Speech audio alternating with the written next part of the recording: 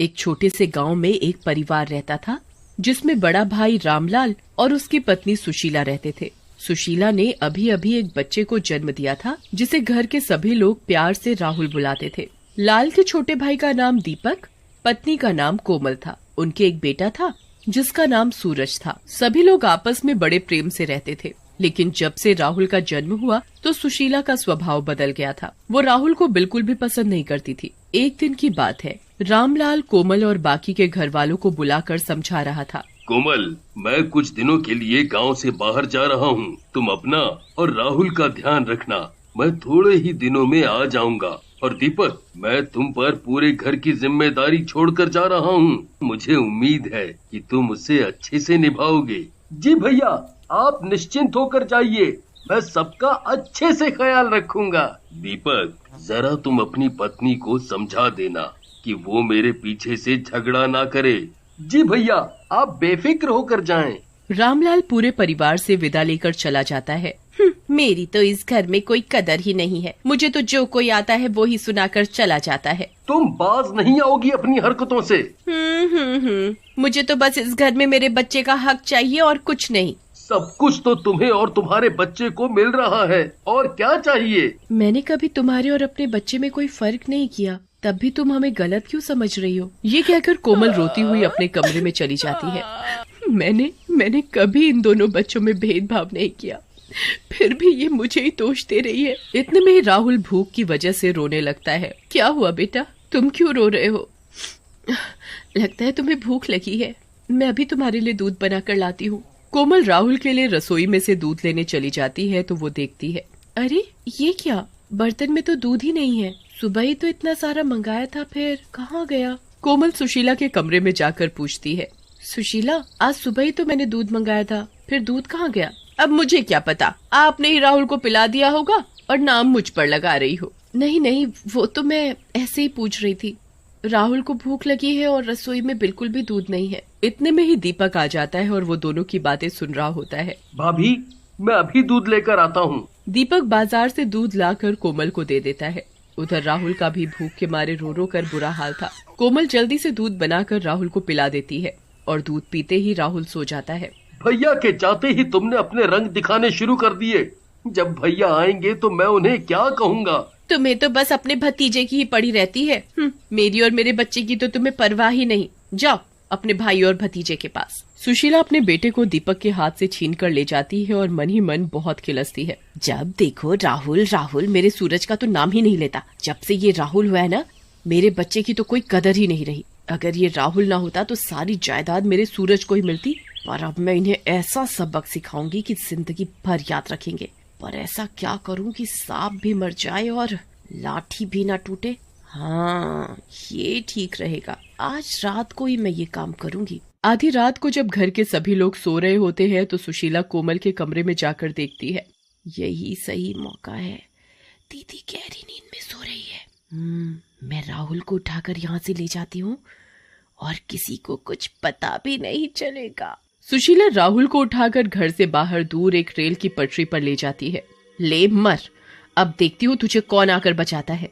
तेरे जीते जी मेरे बेटे को जायदाद नहीं मिलेगी, इसलिए तुझे मरना होगा। सुशीला राहुल को वहीं रेल की पटरी पर छोड़कर चली जाती है। उसे ऐसा करते हुए एक चुड़ैल देख रही होती है। तभी सामने से अचानक रेल को आता देख चुड़ैल उस बच्चे को बचा लेती है।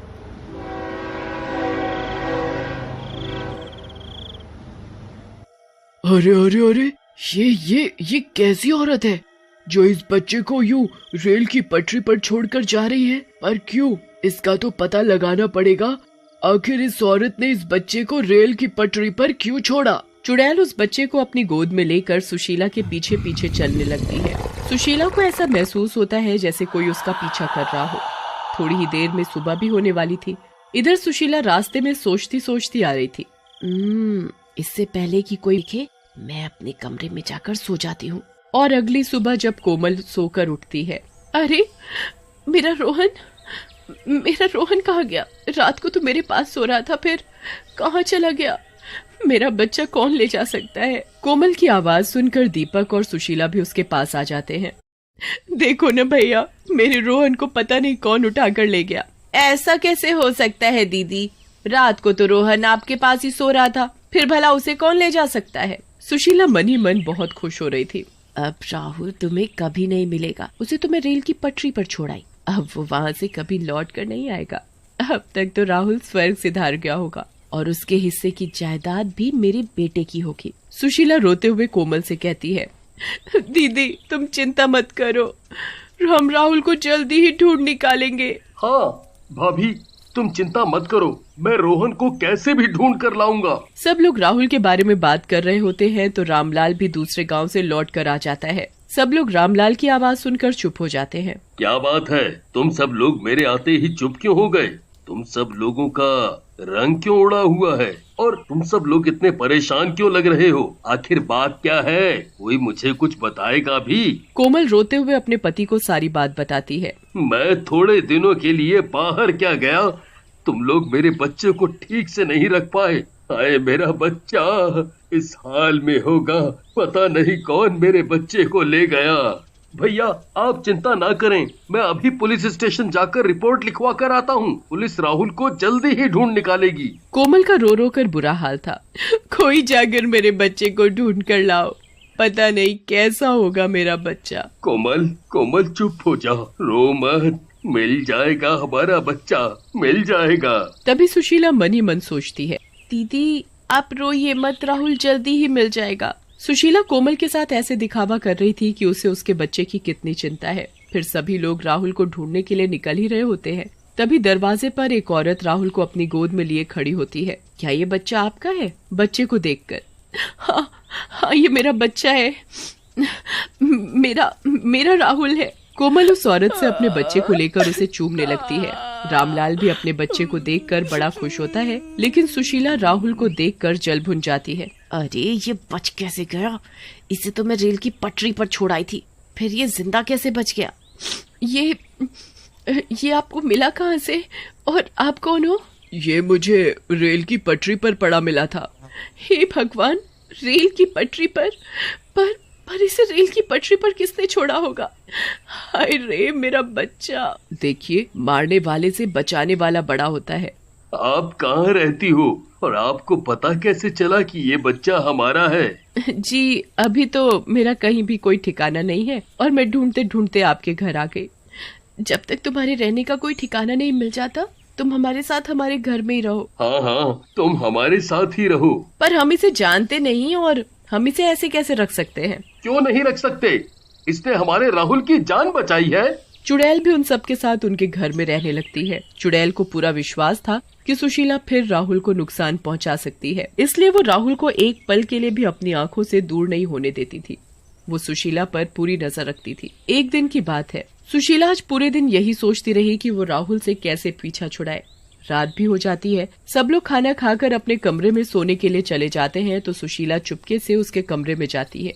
यही मौका है राहुल से पीछा छुड़ाने का। उस दिन तो ये बच गया था, पर आज नहीं बचेगा। ये नहीं सुधरेगी, इसे तो मैं आज ऐसा सबक सिखाऊंगी कि जिंदगी भर याद रखेगी। फिर चुड़ैल घर के सभी लोगों को जाकर सुशीला के बारे में बताती है। मैंने अभी सुशीला दीदी को राहुल को ले जाते हुए देखा है, वो उसे रेल की तरफ ले जाते हुए देखा है। आप सब लोग जल्दी से रेल की पटरी की तरफ चलो। कोमल, रामलाल और दीपक सब लोग रेल की पटरी पर जाते हैं तो वो देखते हैं, सुशीला ये क्या?